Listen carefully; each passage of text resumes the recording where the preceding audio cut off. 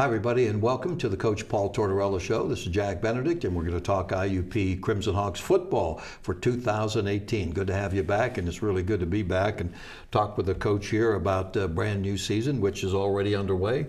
And, of course, you came away, Coach, with a big victory, 21-17 over Ashland. First of all, the whole ambiance, the atmosphere of the two nationally ranked teams in that location, the beautiful night, it was a great setting, wasn't it?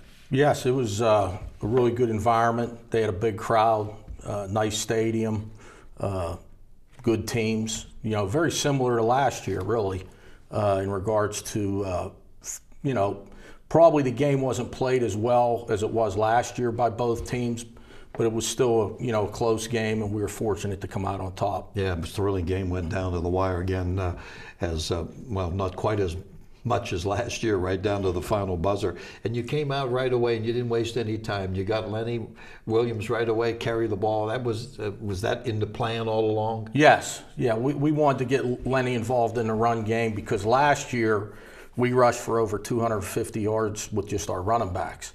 So we knew that they'd be, trying to take away our running back run game. So we wanted to get him involved right away and let them know that, that was an option for us. And they did pretty well, didn't they? I mean, with IUP, with three 1,000-yard rushers that you have on tap, and they stopped you in there, so you had to kind of alter the plan along the way, didn't you? Well, yes, because, in the first quarter, we ran the ball very well. And I think they came to the conclusion at the start of the second quarter that they were going to start to do some things that just totally took the run away. And they put them in a couple uneasy situations in regards to the pass game with a lot of one-on-one. That's how we scored 3 touchdowns. And they had to play a lot of man coverage to take the run away because they were putting a lot of guys and blitzing guys in there. But they made the decision, you could see it after we had success running the ball in the first quarter. They weren't going to let us do it like we did last year. And they kind of sold out, especially in the second half, to stop the run, but that put us in some good one-on-one mismatches in the pass game. And then there were a couple times in the second half Lenny should have kept it. If he'd have kept it, especially late in the game on the 2nd and 5 on the last drive, if he keeps it and doesn't give it, he's going to make the first down, and it's pretty much game over. Mm-hmm. Well, you had to also make some changes on the offensive line, too. You did some reshuffling in there, and, of course, like Daryl Davis is a young player. Did that work out? Well, eventually it worked out for you, but it took a while to adjust, didn't it? Yes, and Daryl's been getting a lot of work at tackle. Joe's been banged up. And when Joe was down after the first quarter, Daryl went in and played the whole game. He's a redshirt freshman, first game. And I always talk about offensive linemen. If you don't notice them, that means they're playing pretty good. We only gave up 1 sack, and it was really not a sack. It was actually supposed to be a quarterback draw. And it was like a 3-yard loss, and they counted it as a sack because it did make it. He was making it look like he was throwing the ball. So I thought we protected. He took a couple shots, but he made some plays while he was getting hit because they were bringing a lot of people. But I thought Daryl played very well. Mm-hmm. You, of course, took the lead 7-0, then they came back and eventually got the lead 10-7. Were you surprised at the way they were able to run the football? This kid, Andrew Vaughn, had 133 yards. We had talked on the pregame about what a tough runner he was. Were you a little surprised they were able to do that? I was really not surprised, a little disappointed. And it wasn't – they had a pretty good scheme to run the ball. They were using a lot of tight ends, a lot of unbalanced formations, trying to get advantages in the numbers for the run game. They were working us pretty good into the boundary. We didn't play it very good, but you got to give them credit. They blocked it, and they were, I think with their young offensive line, they didn't want to get into a one-dimensional throw-it game, so they had to make their run go. We kind of figured they would try to do that to help their offensive line, and it was probably part they did a good job and part that we didn't do a good job. Mm-hmm. Last year, they had a great quarterback in Tarnowski. He was gone. He'd been there for 5 years. This year, the transfer in Billy Ball. What was your thoughts about him? He looked like that he's a grad student, so he's an older player. He had some moments. What were your thoughts about him? Well, I thought he was a lot more athletic than we thought he would be. We ended up getting 5 sacks. And we probably missed 3 sacks. So we really should have had 8 sacks, but he made us miss 3 times. I thought he did a pretty good job. You could tell, though, that he's it's his first game with that offense. The other guy, I mean, it was like his 45th game, as their quarterback. So there was a difference there, and I thought that he held the ball a lot longer than Tarnowski did. Kind of waited out his decisions, and that helped us get a couple coverage sacks. Of course, you get out to the 21-10 lead. Of course, Lenny's throwing 3 touchdowns to Ricky Rogers. We'll talk about Ricky in a few moments.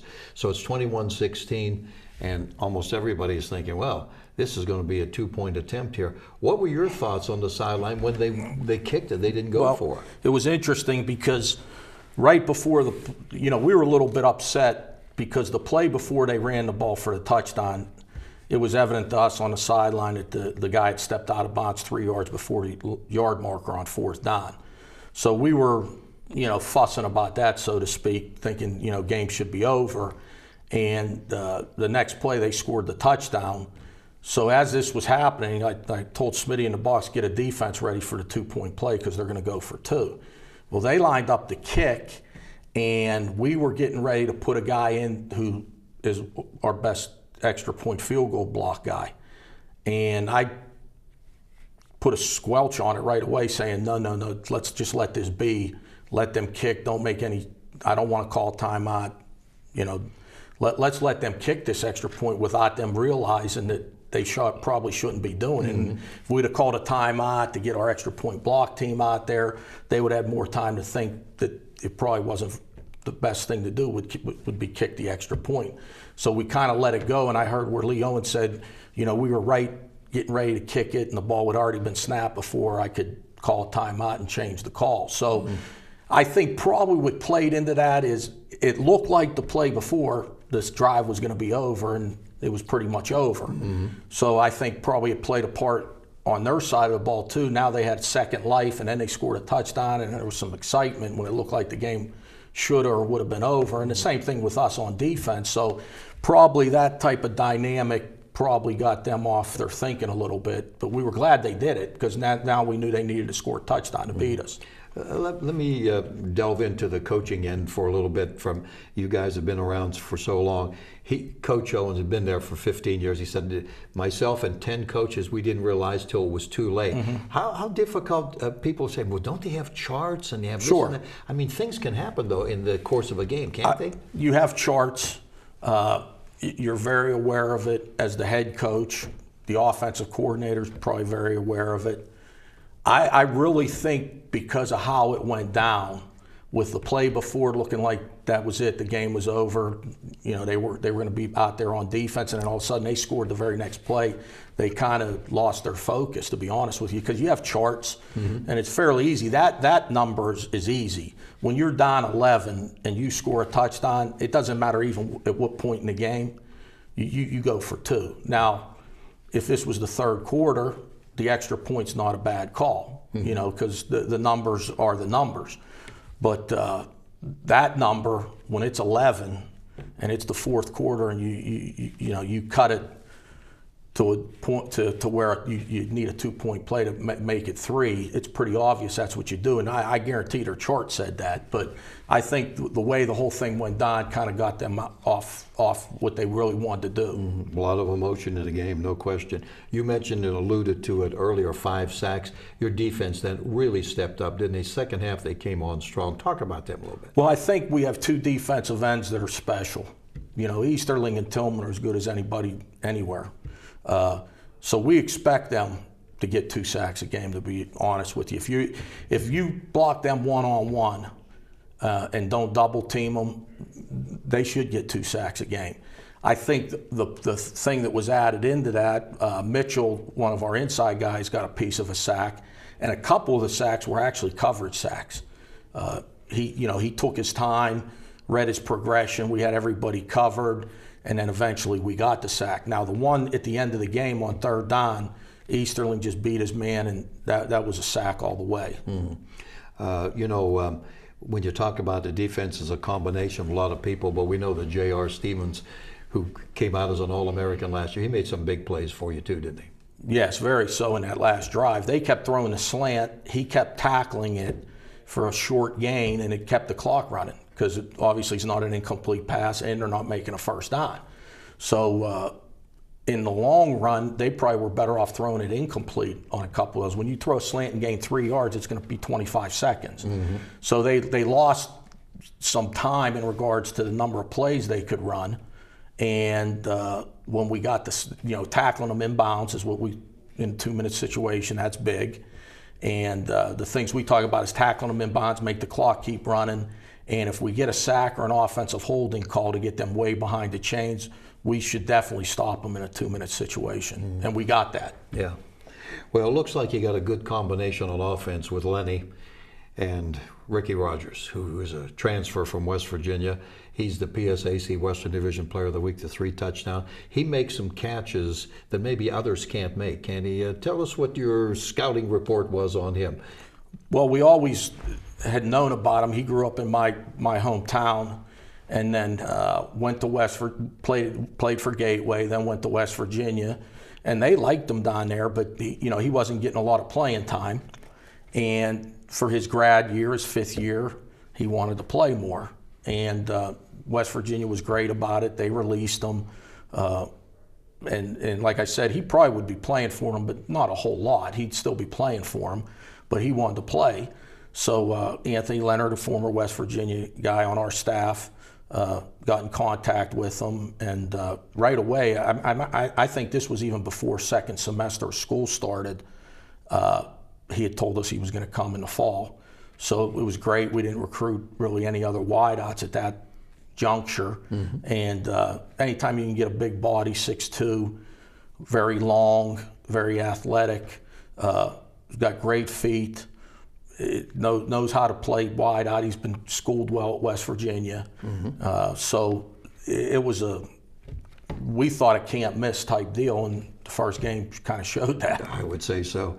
Unsung heroes sometimes are punters.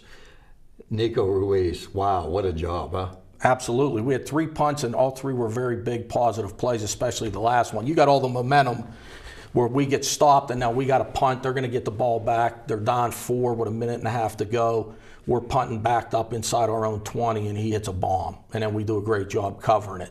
That changed the field position. They started the drive on like their 33 or 34, where they very easily could have started it at the 50. The other guy that was huge in the game was our kickoff guy, Bowling. We had struggled covering kickoffs against them last year. They had a really good returner. They lost, but they were talking about the guy they had now, a freshman that they liked a lot. He was a threat, number 17. I can't remember his name offhand, but he was a true freshman, and they thought he would be a great kickoff return guy for them. And we didn't let him because Bowling did an outstanding job kicking the ball deep, kicking the ball in the corner. Every kick was a positive kick, and we covered kickoffs pretty well. And then on the return side, we had a good big kickoff return there when we got down 10-7, and that led us to score before the end of the half. So that was a big part of the field position, and it was like switched from last year. Last year we struggled in our kickoff return game in the game. They hurt us in their kickoff return game, and we just flipped that this year. Yeah. Bowling averaged 63.8. I was looking at the stats. Wow. One other thing, you're playing Millersville Thursday night, 6 o'clock. Home opener. 6:30. I'm sorry, 6:30. Some think 7, so it's a 6:30. It's 6:30. My 6 o'clock is because radio time. I go on at 6 o'clock. That's right. There you go. And that's probably the most important thing right there. No, come early, folks. Come early. Anyway, looking at Millersville, they've been down for years. They have a new coach. How do you keep your team up in a game like this, playing at home against a team that shouldn't be a threat, but hey, look at Appalachian State, huh? Well, one thing we teach our guys, always respect your opponent. And the second thing we talk about, it's always the next game, no matter who we play, no matter where we're playing. So we're worried more about IUP than the people we play, whether they have a great record, not so good record. They're a younger team, new coach, probably trying to get things going his way, and it takes time. I think our culture and our philosophy of let's just worry about the next game no matter who it is, and always respect your opponent takes care of the things that you're talking about that you might worry about. Yeah. All right, Tort, good to be back again. It's an exciting time, and we hope to see everybody there on Thursday night. Yeah, I'd like to see a great crowd this Thursday night like last year against Ashland. Oh, yeah. It's a big part of who we are and what we do. Yeah, it's an event, not just a football game. So good to have Coach with us again. Hope to see you at the game on Thursday, and be sure to check in with your radio and TV coverage and all the other coverage that we have in the world these days. For Coach Tort, this is Jack Benedict. We'll see you next time on the IUP Crimson Hawks.